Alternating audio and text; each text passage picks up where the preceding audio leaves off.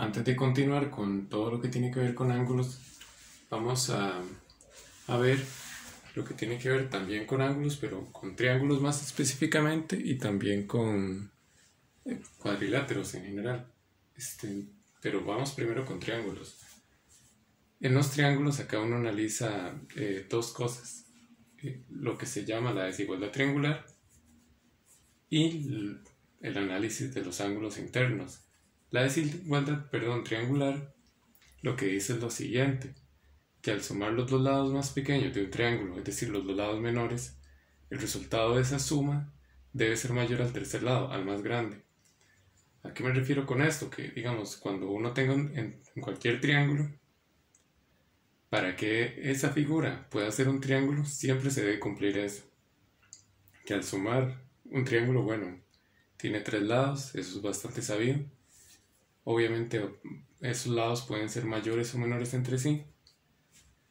Y pasa siempre lo siguiente, los dos menores, cuando uno los sume, tiene que ser mayor que el más grande.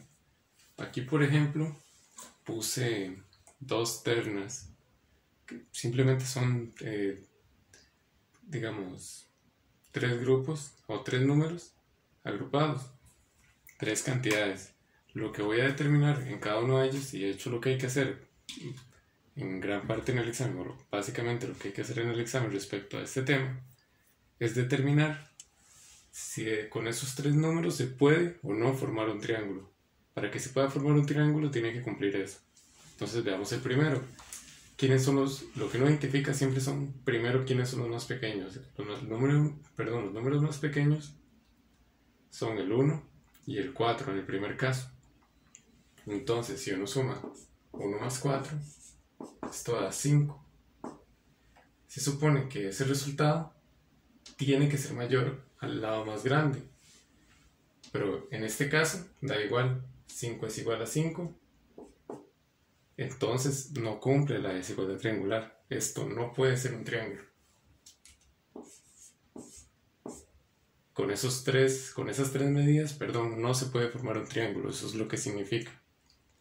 Con el de abajo va a suceder algo diferente, porque los menores son el 3 y el 9. El 10 es el mayor.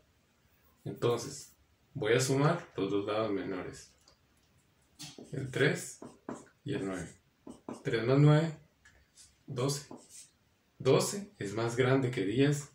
Ahí sí se cumple. El resultado de esa suma es mayor al tercer lado, al más grande. O sea, el resultado de la suma de los dos menores, que 12, es mayor al lado más grande, que en este caso era el 10. Fue lo primero que identifiqué. Entonces, con esos tres números, sí se puede formar un triángulo. Esa es básicamente la respuesta que uno espera o lo que uno tiene que analizar en el examen. No hay que dibujar triángulos ni tomar medidas, porque en el examen no se puede hacer eso, es un examen de marca con X. Es algo en realidad bastante sencillo. Lo que hay que hacer es simplemente entender el concepto de la desigualdad triangular y saberlo aplicar, que es simplemente eso, sumar los dos menores y ver que el resultado de esa suma tiene que ser más grande que el lado mayor. Ahora, lo segundo que se va a analizar o se va a ver respecto a triángulos es lo que tiene que ver con los ángulos internos. Y es que los ángulos internos de un triángulo, ya sabemos lo que es un ángulo, ¿verdad? Eso lo tuvimos que haber visto antes. Un ángulo es una medida de una apertura. Un triángulo tiene tres ángulos. Y tiene que cumplir siempre lo siguiente, que la suma de ellos, entre los tres, siempre tiene que dar 180. Esto es algo que se debe cumplir para cualquier triángulo. Todos los triángulos lo cumplen. Es una ley. Entonces, ¿para qué se usa? Se usa para encontrar medidas de ángulos en triángulos. Aquí voy a poner un ejemplo. Lo que está a la derecha, este triángulo que está a la derecha, lo que simboliza es nada más el concepto, que aquí yo tengo un ángulo A, B y C. Entonces A más B más C tiene que ser igual a 180, sea cual sean esas medidas. Aquí vamos a hacer un ejemplo con este triángulo, ya más apegado a lo que hay que hacer en el examen. Aquí lo que hay que hacer es encontrar la medida de este ángulo A. Hay que calcularlo.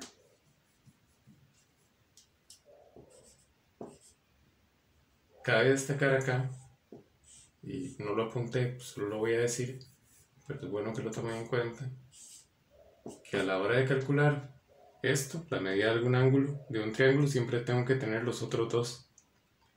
Aquí me dicen que uno es 35 y el otro tiene este cuadrito. Este cuadrito recordemos que significa ángulo recto, que es el ángulo que mide 90 grados. Entonces, este ángulo mide 90, porque es el ángulo recto. Es decir, ahí se cumple eso, que me están dando dos ángulos para yo poder calcular el tercero. Esto siempre va a ser así, porque si yo solo tengo un ángulo, lo que puedo saber es cuánto miden los otros dos juntos, pero no puedo saber específicamente cuánto mide cada uno. Eso pueden apuntarlo también por ahí, que para calcular la medida de uno me tienen que dar las medidas de los otros dos, para así poder calcular la del tercero. Acá lo que uno va a hacer es, por ejemplo, lo que yo les recomiendo hacer siempre es primero sumar lo que uno tiene para ver cuánto tiene. O sea, yo que voy a sumar 90 más 35. 90 más 35 es igual a 125. Es decir, entre ellos dos tienen 125 grados. Se supone que entre los tres tienen que sumar 180. Entonces lo que uno hace es simplemente calcular cuánto le hace falta a este triángulo para que todos miden 180. Si estos dos ya miden 125, lo que le debe faltar debe ser 55. Sin embargo, porque 55 más 125 es 180. Sin embargo, para no tener que estar adivinando, uno siempre puede hacer lo siguiente. Puede agarrar 180, que es por así decirlo, de lo que miden todos, y restarle lo que tengo. Lo que tengo es 125, porque yo sumé los ángulos que tengo. Y eso me dio 125. A la hora de hacer la resta, recordemos que de a 0 no le puedo quitar 5, entonces le pido prestado al siguiente. Esto es 10. 10 menos 5 es 5. 7 menos 2 es 5. Y 1 menos 1 es 0. Da 55. Esto siempre se puede resolver así. Vean que lo que yo hice fue lo siguiente. Primero sumé los ángulos que tenía, el de 90 y el 35. Eso me dio 125. Ahora, como entre los tres tienen que sumar 180, agarré 180, que es como por así decirlo, lo que miden todos juntos, y les resté lo que tengo, los dos que tengo, que son 125, que ya los sumé previamente. O sea, 180, que es todo, le estoy quitando ellos dos. Por eso lo que me queda es el resultado del ángulo que andaba buscando. Siempre se puede resolver así, no es algo complicado, solo hay que saber sumar y restar. Sumar los dos ángulos que tengo y siempre restarle a 180 125. Es el resultado de esa suma, no siempre va a ser 125.